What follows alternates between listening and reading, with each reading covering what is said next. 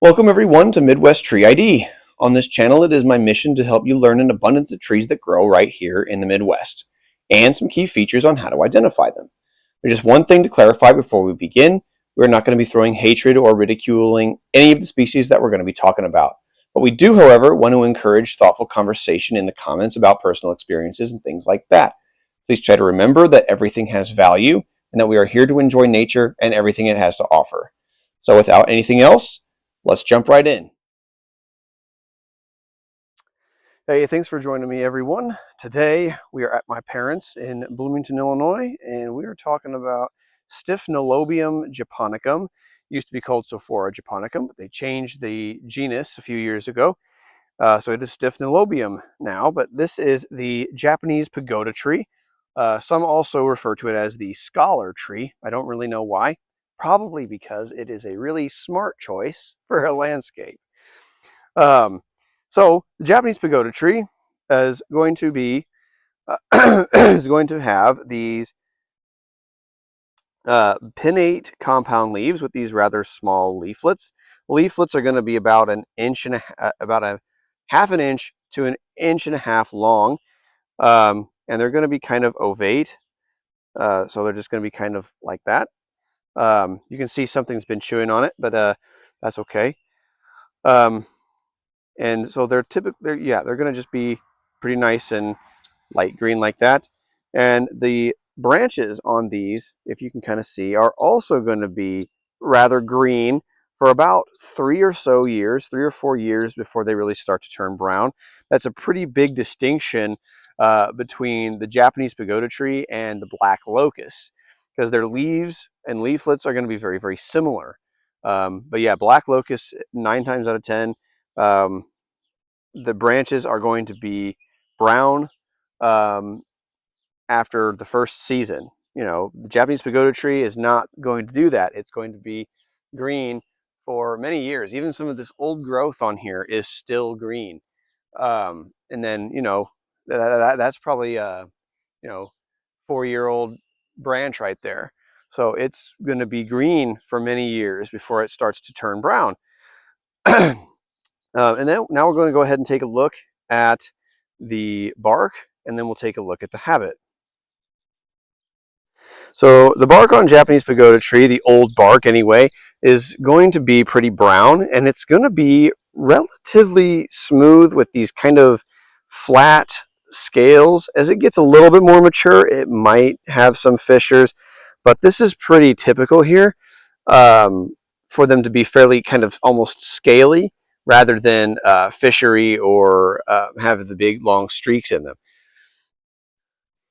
So it is not uncommon for Japanese pagoda tree to have these multi-trunk features going on, and they're typically not not always the straightest growing trees. They will grow pretty straight sometimes if you get them trained real well.